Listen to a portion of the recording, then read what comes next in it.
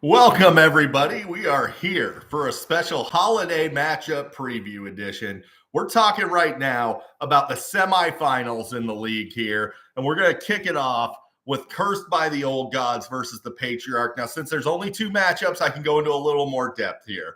So we're going to go player by player. Matt Stafford against the Jets with Jared. And you look at Matt Stafford, and he has scored over 20 points twice this entire goddamn season. Jared is out of his freaking mind. He's throwing up a Hail Mary there. But then again, the guy is playing the Jets. So who knows? And really, the only reason he's starting Stafford is because he doesn't have the guts to play his guy Tua. If you're going to go this route, go pick up Caleb Williams, dog. He's playing the Lions. He scored like 28 points against them last time he played them, and they're even more banged up now. So I'm just saying Stafford doesn't run the ball. He's going to need to throw 4 touchdowns to have a big week, which he's only done twice all season long. Puka Nacua, he insulates you with Stafford. So even if you go with someone else and Stafford goes off, it's probably mostly going to be to Puka because Cooper Kupp doesn't exist anymore. So really no risk in rolling with somebody else. All the risk in the world rolling with Matt Stafford. And like I just said, Puka probably going to do very well against the Jets either way. Lad McDonkey tonight against the Donkeys. And could the donkey crush the Donkeys? I think so. I think Lad has a big game tonight. Denver really dominates on the outside, and they're going to have to get rid of the ball quick, the Chargers. So McDonkey going to have a good game. Marvelous Marv at Carolina. Who the hell knows, man? Could be a great start. Could be a horrible start. But I think given the tremendous disadvantage you're facing, you got to swing for the fences. So you got to do it. Aaron Jones is going to screw you because he always screws whoever has him late in the year. That's why he's on my never again list. I never want Aaron Jones on my fantasy team come week 16. So Aaron Jones, plush matchup, he's going to lay an egg because that's what he does. Travis Etienne at Vegas could be a good start. I mean, Etienne, what you're counting on is him breaking a long touchdown and catching some passes. The only question is do the Raiders score? Do either of these teams score enough points to justify passing at all? This might be a game where each team runs the ball 40 goddamn times because they can't throw it. Speaking of can't throw it, Brock Bowers, boy, he has really fallen on his face recently. A combined 8.7 fantasy points over the last 2 weeks against Tampa Bay and Atlanta. He had a good game against Kansas City, but the week before that, 3.8 against Denver. I don't know. Maybe we're all too quick to anoint Brock Bowers because he kind of looks like shit lately, but I do expect him to do something against the Jags. I mean, it's the Jags. If you can't play a guy against the Jags, probably shouldn't have him in your lineup or on your team at all, especially a tight end. So, Bowers, got to leave him in there, hope for the best. Tyreek Hill's worried about his 18th paternity suit. He's not even worried about playing football right now. He sucks ass. He's washed. Atlanta at home against the Giants. Great matchup defensively. On Jared's bench, it's a whole lot of injuries, not a whole lot of options here. Kendre Miller should be the bell cow now that it looks like Kamara's out for the season.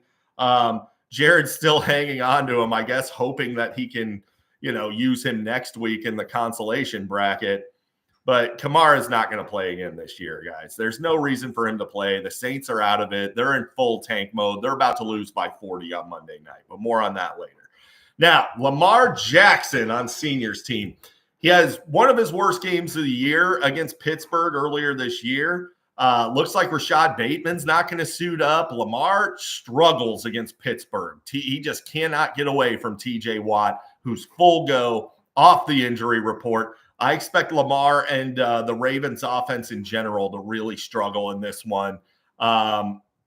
Senior's best hope is rushing. He's got to hope Lamar runs the football because he ain't going to be able to throw it very well.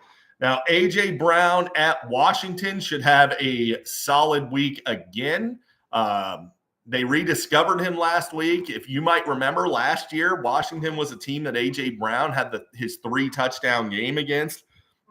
Could see something similar this week. A.J. Brown gets in the end zone at least once. Oh, by the way, bold prediction on Jared's team. I'm going to say boom week, spike week, Marvin Harrison Jr. Marvin Harrison gets in the end zone twice, and he goes for at least 90 yards. So big game for Marvelous Marv this week. Yeah, A.J. Brown should be fine. Should be 80, 90 yards and a score. Jayden Reed is not playable. He's not even ownable at this point. From week 9 on, he's the wide receiver 58 in fantasy. It's an absolute joke that Senior would continue to roll him out. The guy hasn't had a good week in forever.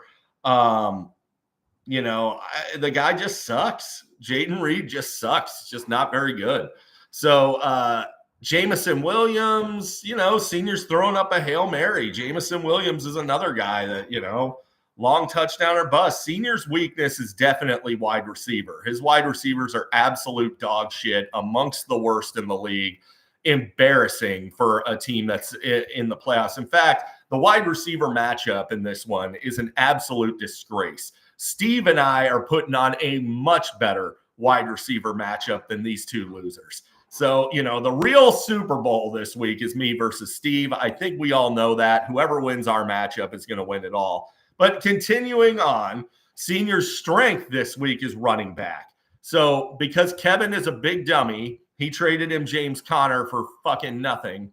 So James Conner at Carolina, huge matchup for Senior. He ought to crush it. My bold prediction for Senior is actually, I'm not going to go with James Conner. Give me a second. James Cook should smash New England. I expect the Bills to just steamroll them, to absolutely crush them. The Bills' D should be good. George Kittle should do something against Miami because, look, again, who else do they have? They don't have anybody else, guys. So they got to do something there with George Kittle. My bold prediction is going to be Josh Jacobs scores 3 touchdowns against the New Orleans Saints. The Saints have given up. They're in full-on tank mode, guys. Josh Jacobs is going to crush it. Now, who's going to win? Man, I would love to see Jared win so that I have a bye in the Super Bowl. But let's face it, Jared's not going to win. We've seen this story before. It's going to have a very different ending this year, though. Jared gets clobbered. Senior advances to the title in one of the easiest first-round matchups we've ever seen in league history. Just a complete joke of a matchup. All the teams in the consolation bracket would be a tougher matchup for Senior. If Senior does lose this, he needs to be mocked and scorned like crazy the entire offseason. He should never hear the end of it if he loses this matchup. Now, let's go through Steve's team. And the first guy is, of course, Josh Allen, who is freaking terrifying, guys. Josh Allen is scoring more points right now than any quarterback in the history of fantasy football the last 2 weeks. And now he's at home against New England, and what looks like it's going to be pretty good weather. So, yeah, I'm expecting minimum 28 points out of Josh Allen, probably north of 30. He ought to crush New England. What I talked about earlier was Zay Flowers, Pittsburgh, facing the Steelers. Not expecting big things there. Last time they played, he had 39 yards on 2 catches. Joey Porter Jr. is just going to lock him up. Again, Lamar doesn't throw for a whole lot of yards against the Steelers. He never does. The fact that that's on Saturday and I get to laugh at Zay Flowers is going to be great, by the way. I don't think Steve has any other options. I mean, I guess he could throw in the Hail Mary of Christian Watson, but Steve doesn't have the balls for that, so there's no way he does that. So he's just going to roll out Zay Flowers and hope he gets into the end zone, which is what he did last time against them to salvage his day with 9 points. Not a big ceiling here on Zay Flowers. Not going to be a boom week. Jauan Jennings, again, I think he's overprojected. He's going to be facing Jalen Ramsey, but Jauan Jennings is a stud, kind of last man standing there. They don't have a running game anymore. They're going to have to throw. I expect Miami to score some points.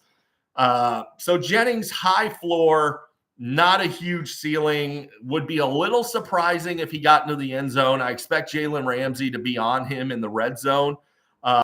When he's not on him, he'll be facing Kendall Fuller, who's also one of the better corners in the league. I mean, the Dolphins allow the fewest fantasy points in the league to the wide receiver position. Tough spot. But again, Jennings is such a stud. Got to play him. And again, Steve has no other choice. Khalil Shakir is Steve's biggest slam dunk at wide receiver this week. He should be fantastic. I hope he doesn't score a touchdown, but let's be honest, he's probably scoring at least one. So hoping maybe just one. But Josh Allen, Khalil Shakir, that's what's giving Steve a fighting chance here. Joe Mixon, borderline not playable at Kansas City, banged up. Facing the number one run D. He just sucked balls against a bottom 15 run D in the Dolphins. And, he's not healthy. The Texans aren't really playing for anything. They're the four seed, and there's an outside chance they could be the 3 seed if the Steelers lose out and the Texans win out. But come on, that's not going to happen. So Mixon, I would expect, he's going to get the volume. Steve's, again, kind of like with Zay Flowers, got to hope for a touchdown. That's what you got to hope for, but not going to get a spike week out of Joe Mixon this week. Kyren Williams at the Jets. Man, who the hell knows with Kyren Williams? That guy, he's probably a safe bet for double-digit points. Sometimes he gusts up to 20-ish points. But he's a very safe bet for 10 to 16 points, and he'll probably do something in that range against the Jets. Tucker Kraft scares me a little bit, not going to lie. The Saints suck ass, and I expect the Packers to demolish them. So Tucker Kraft could easily get in the end zone once or twice. Flex, Steve is between Alexander Mattison and Tank Bigsby. Honestly, I don't know that it's that different. I mean, Madison's probably going to get more work than Bigsby. Bigsby's the better player. They're both playing against each other, so just super easy matchups either way. I mean, I would probably lean the volume here and go with Madison, but, could be wrong. Bigsby could easily get into the end zone and have a better day than Madison. Madison's probably a better bet for multiple touchdowns. But again, Madison's so bad that he could just wind up doing nothing at all. Tank Bigsby also recently losing work to Travis Etienne, and I mean a lot. Etienne is starting to just completely take over the backfield. So that's what you're worried about with Bigsby. With Madison, you're not worried about that. You're worried about him just being terrible. So the Bengals D against Dorian Thompson-Robinson, probably a decent start. It's an interesting start, if nothing else. Bengals D's been okay lately. They have a couple -4s on their resume, though, and a -2 on their resume. They have a 2-pointer against New England on their resume. So, not sure how you could start them with any confidence, but, one of the worst defenses in football against a terrible backup quarterback. We'll see. That's a big fat question mark. I wouldn't expect a huge game out of them. Could easily get 8 to 12 though. Could easily do 8 to 12. Now, my team, Jalen Hurts against Washington, and they have started chucking it a little bit more lately. So the first time they played, Washington was able to hold him to 14 points, but that was mostly by virtue of Saquon just ripping their hearts out. So Jalen Hurts probably do a little better this time. He's not going to match Josh Allen. My bold prediction for Steve, by the way, is Josh Allen goes for about 35 fantasy points against New England. And I know it's a high projection, but the guy's hitting that mark, man. He's just doing it. So if I'm going to win, I'm going to need to put up a very big number because Josh Allen is going to go ham again. And I assume not a good chunk, but some of it's going to go to Khalil Shakir. So Shakir could have 15 to 20 points. So, yeah, Josh Allen's going to go ham. Jalen Hurts probably going to be in the 18 to 25 range. He's a solid start. Not going to crush it, but he'll have a good game. Amon-Ra St. Brown might crush it against Chicago. They're without David Montgomery. You saw what happened last week. They just started throwing the ball, and Amon-Ra killed it. It's like they remembered he's alive, that they can use him. So Amon-Ra's a stud. He's going to dominate. DJ Moore at home against Detroit. Love it. Great matchup. He put up 90 yards in a score against them just a couple weeks ago. I expect a similar result. My bold prediction, I'm just going to jump right in. Malik Nabers is the wide receiver one this week. I think Malik Nabers gets some touchdown regression, gets in the end zone 2 to 3 times this week for a big game. Saquon Barkley ripped apart Washington last time. He's going to rip them apart again. He'll probably do 15-plus fantasy points.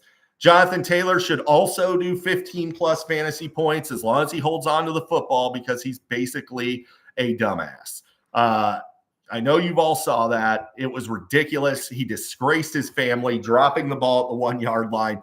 That can't happen again. Don't think it ever does happen again, and I think JT is going to be out to prove a point this week. So we got Travis Kelce, who's just total dog shit, but I have to roll with him because there's nothing else. So please, Kelce, for the love of God, catch a goddamn touchdown. I'm begging for a fucking miracle here because he hasn't caught a touchdown in like over a month. The guy is a freaking bum. He's slow. He's washed. I will never have him on my team again. He's got nothing left. He's dog shit. Horrible player. DK Metcalf in the flex, but he's only in the flex if Kenneth Walker is playing. If Charbonnet's playing and Kenneth Walker is out, I'm going to have to roll with Charbonnet, who has reached must-start status. But that being said, DK Metcalf does have his easiest matchup he's had all season against Minnesota, who allow a ton of fantasy points to outside wide receivers. I expect DK to at least be serviceable. But the Green Bay D, Monday night, should be able to throw up a very big number against Spencer Rattler and the Saints. The Saints have no Taysom Hill. They have no Alvin Kamara. They have no Chris Olave. They are missing 3 of their 5 starters on the offensive line. They are starting an undrafted rookie at right tackle. I expect the Packers to take advantage of that and just steamroll them. So in the end, it's going to be a tough matchup with me and Steve. I don't know who's going to win this one. It's a tough one to call. But whoever wins this one is going to have to have earned it, unlike Senior. So, Steve, I just want you to know I'm going to preemptively say if you do win, congratulations on a great season. You deserved it. You belong here, unlike Jared. And you belong in the playoffs. Jared does not. You're playing a tough matchup in week 1. If you make it to the finals, you are a deserving potential champion. Senior gets a first-round bye, so he really only has to worry about the final week, essentially. Not going to congratulate Senior preemptively, so because if he loses, he deserves the mockery and scorn, folks.